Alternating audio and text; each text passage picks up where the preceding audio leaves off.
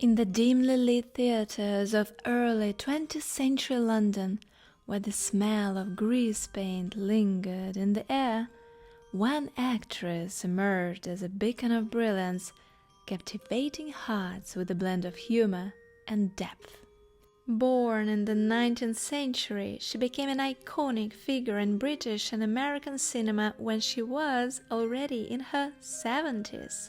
A star of the comedy-drama genre, she is also remembered as one of the most original incarnations of Agatha Christie's Miss Marple. I couldn't resist learning everything about her career and personal life, where laughter on screen was often hiding tears behind the curtain.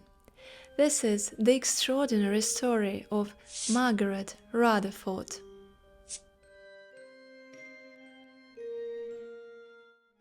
Born over 130 years ago on May 11, 1892 in Balham, London, the future Dame Margaret Taylor Rutherford wasn't destined for greatness on stage. I see you made yourself comfortable. I trust you have no objection. You see, life has prepared some really tough challenges for her right from the beginning. I shouldn't make yourself too comfortable if I was you.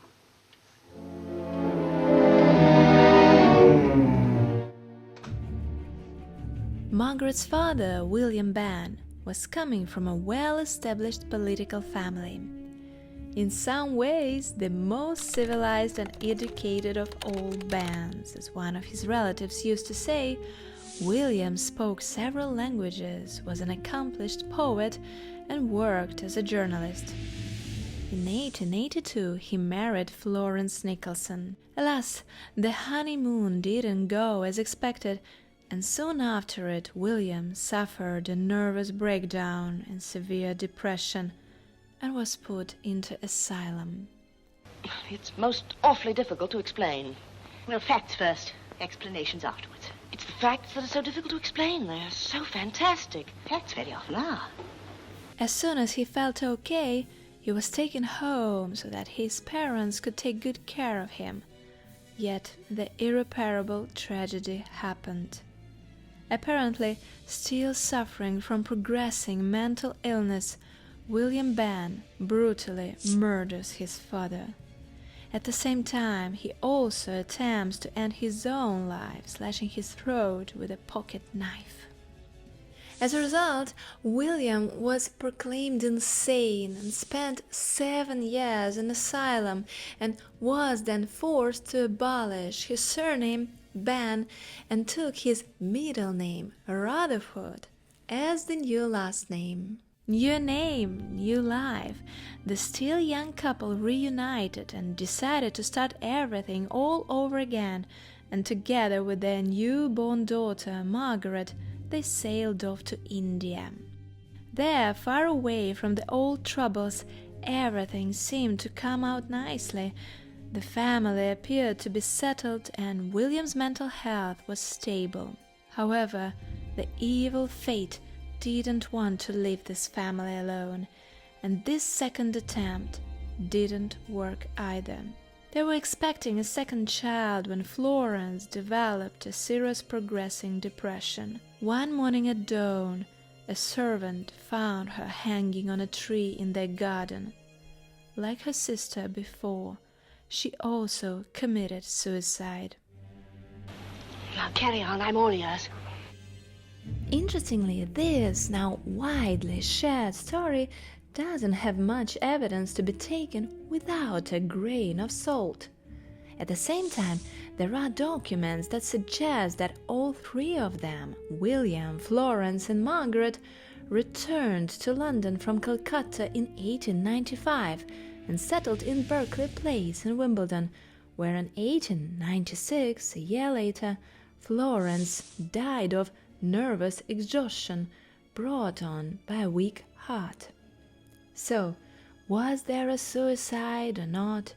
The actress never shed light on this part of her private life. I hope it did not end happily. I don't like novels that end happily. The good ended happily and the bad unhappily. That is what fiction means. In both cases, it is known that Margaret was slightly over 3 years old at the moment when she was sent to live with her aunt, the only right and lucky move that perhaps saved her life. Her father never recovered from the stroke of fate and finally returned to the asylum for criminally insane for the rest of his life. A complicated romantic and a traveler in silks in India. That's how Rutherford preferred to remember him.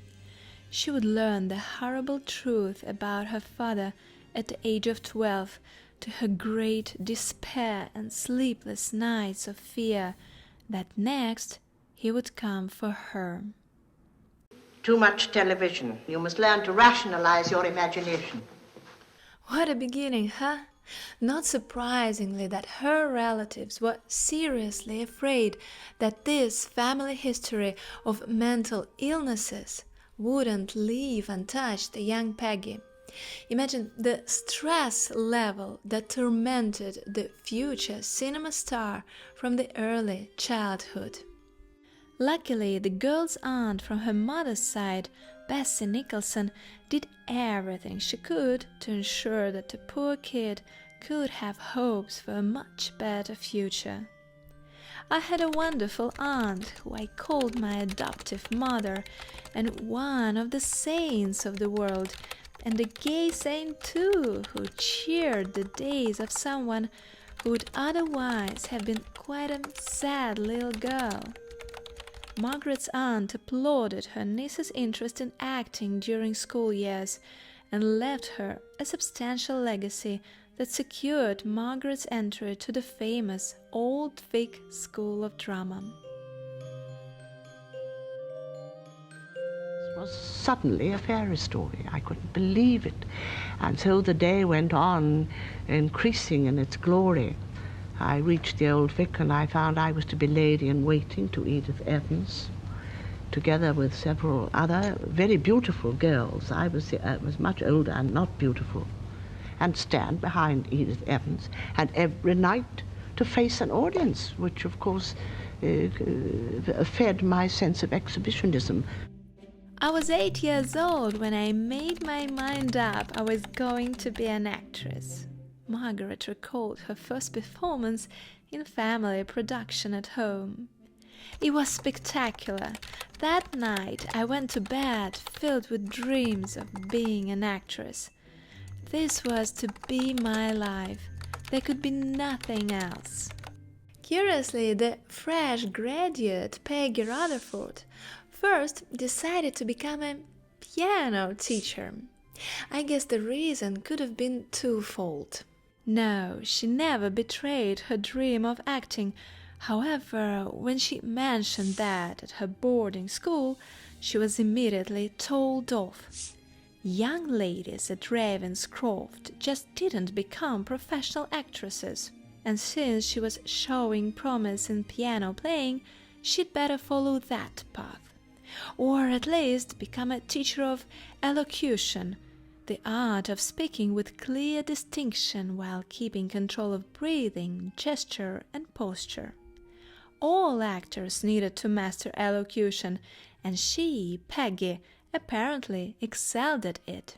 The second plausible reason for hesitating in beginning her acting career could have been the unusual typecasting for a young lady. Well, we can't all be young and handsome, can we, Mr. Ackensthorpe? No, she wasn't allowed to play romantic heroines or, God forbid, starlets. Her non-standardized looks, spaniel jowls, and bulky frame, as they put it, left her little room for maneuver. Only in her 30s she decided to try herself on stage at her alma mater, Old Vic. You guess already that the only road open to her at the epoch was comedy.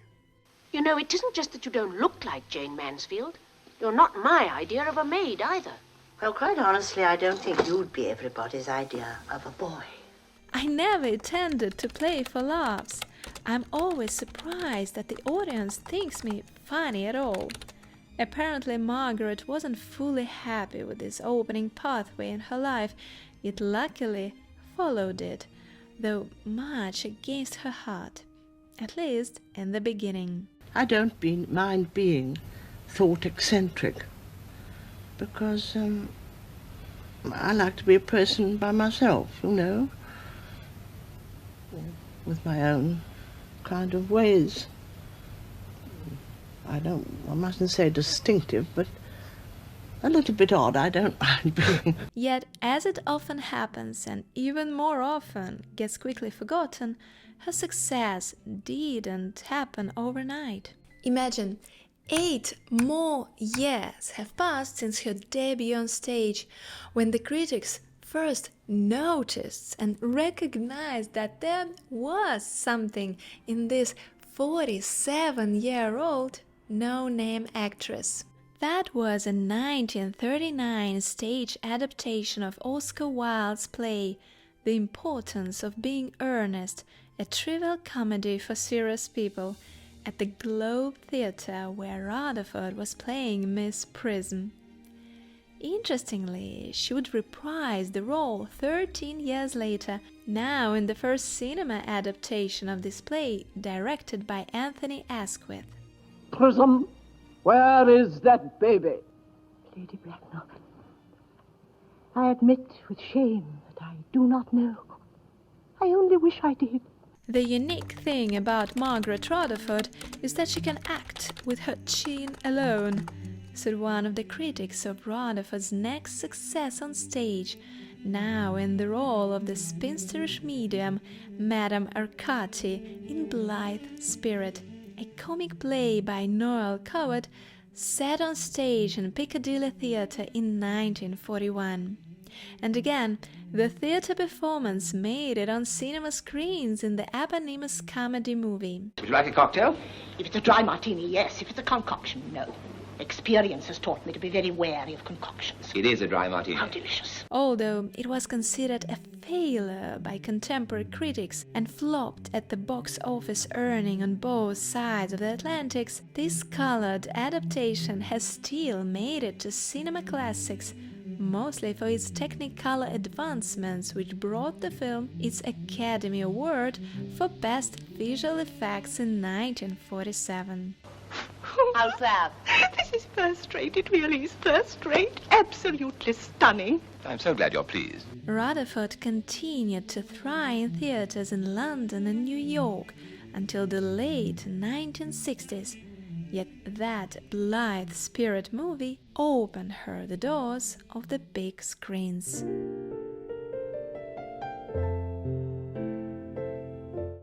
With the first big career success came the long-awaited climax of personal happiness.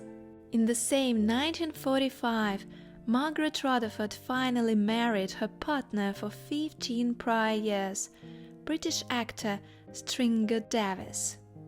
She was already 53 and her husband was 46. For both of them, that was the first marriage. It's amusing, you may think, that at this stage in your life, one is absolutely free to make any steps and decisions. Yet imagine the groom's mother was loudly vocal against the marriage of her son to that older actress woman he had been seeing over the years, as she dared to call Margaret. You know what was even worse than that for Rutherford? I guess the fact that the love of her life couldn't find words or will or I don't know what to do something about it and go against his mom. Well, he proposed to Margaret only after his mother's death. Mr. Stringer, would you say I was an unstable woman? Oh, certainly not. In full possession of my faculties? Absolutely. And not given to hallucinations? I know.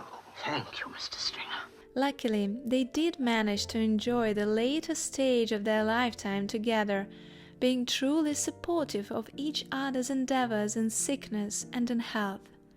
It is known that Davis was always at hand behind the camera whenever his wife was filming. I've been a supporting actor all my working life since 1920, and I really didn't see why I shouldn't support a star off stage as well as on stage. And my side of that question is that without this particular support, I couldn't have done what I have done. Meanwhile, Margaret's cinema career was gathering pace. Now in her 60s, Rutherford began to star in one film after another. Passport to Pimlico, Innocence in Paris, The Runaway Bus, The Happiest Days of Your Life, An Alligator Named Daisy, Just My Luck. The rise of comedy as a genre sent her on top of the wave of popularity and fame. In the 1957 The Smallest Show on Earth and the 1959 I'm Alright Jack, she co-starred with another rising master of the genre, Peter Sellers.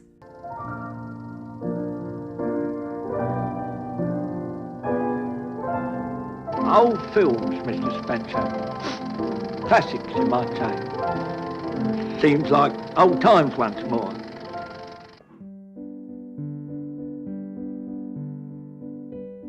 The public's love brought her an engagement in a 4-film series about Miss Jane Marple, loosely based on the books of Agatha Christie. Well, Marple has, of course, a very peculiar, fine sense of humor, yet one would hardly call it a comedy, right? Perhaps to better address the talent of Rutherford, these MGM adaptations of the novels were surprisingly turned into light-hearted comedies. We have come to the conclusion that what you saw on the train was honeymooners. Inspector, I may be what is termed a spinster, but I do know the difference between horseplay and murder.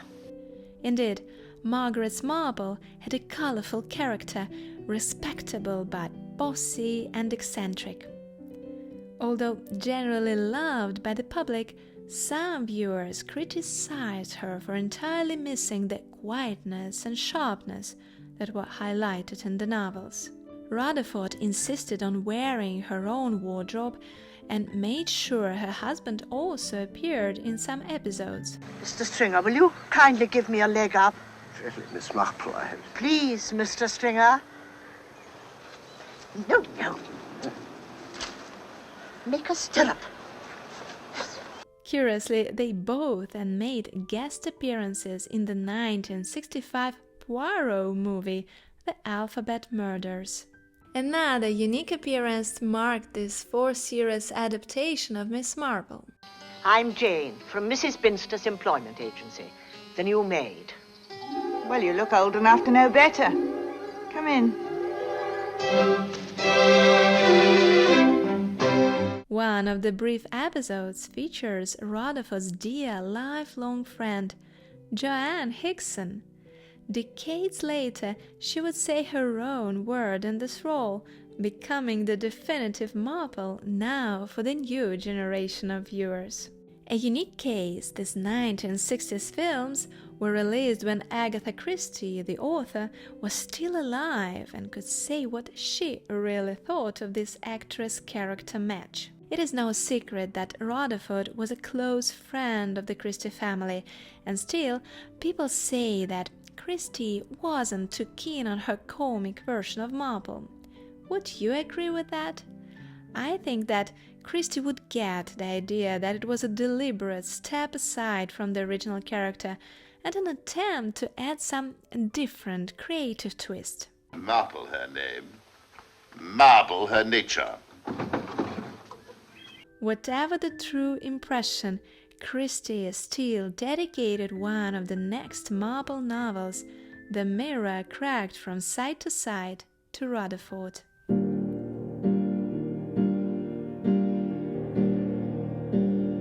It's particularly amazing that the actress reached her career height, winning Oscar for her only non-comedy role.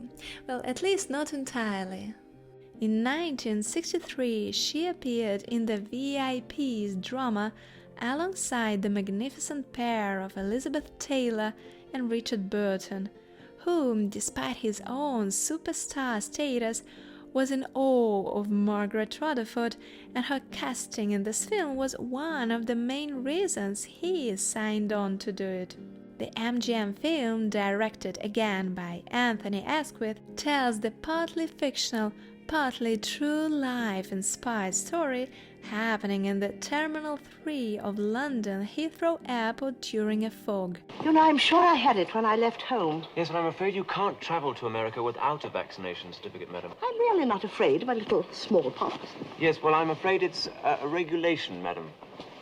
It's a very idiotic one. As flights are delayed, the VIPs share the dramas of their lives in a number of slightly interconnected stories.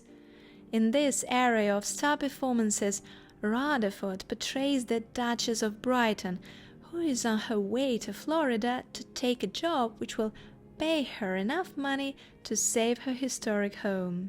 In the hold? Wherever you do put luggage that isn't wanted on the voyage. If you had wanted this with your other luggage, you should have thought of that earlier, shouldn't you? Kindly dispose of this hat box. But I have no room. Well, then you must make room. Mustn't you, dear? Amusingly, Stringer Davis once again appears on screen alongside his wife in a single scene. Would Madam perhaps be better off in bed? I suppose so. Thank you. Not in, though. On. In, and the trumpet of doom wouldn't wake me. And the true story part is based on actress Vivian Lee's attempt to leave her husband, actor Laurence Olivier, for the actor Peter Finch. Lee and Finch made it to London's Heathrow Airport, but the plane was delayed by incoming fog, giving Olivier time to confront the two and escort Lee home. After several hours of this fog delay, she had abandoned the plan. And they lived happily ever after. Yes. At the end of the day, this movie turned out to be Rutherford's only Academy Award nomination and an immediate win as the Best Supporting Actress. Oh yes, she also won the Golden Globe Award for it. Please sit down, Madame Arcati. How could anyone sit down at such a moment? It's tremendous. I haven't had such a success since the Sudbury case. That was definitely the climax of a mind-blowing career of an actress who merely caught the first attention of the critics in her 30s and 40s and blossomed in her 50s and 60s. She continued acting until well in her 70s, appearing in the last film by Charlie Chaplin as director, A Countess from Hong Kong, alongside Sophia Loren and Marlon Brando. The same year, in 1967, she was made a Dame Commander of the Order of the British Empire. Well, I always very much wonder why people like me, actually, and I'm very glad if they do. Alas, Alzheimer's disease spoiled the joy of her last years. A great relief, her husband remained faithful to her and nursed her with love, tenderness and care until her very last day on 22nd May 1972, when she died at the age of 80.